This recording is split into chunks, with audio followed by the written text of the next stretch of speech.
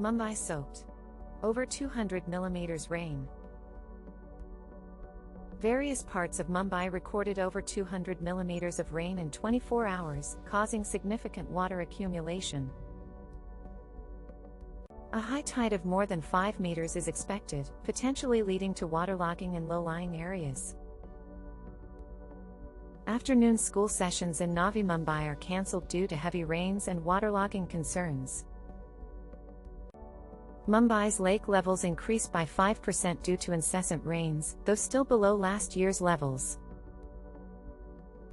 The Andheri subway is closed for traffic due to waterlogging, but train services on Central and Western railways remain mostly unaffected.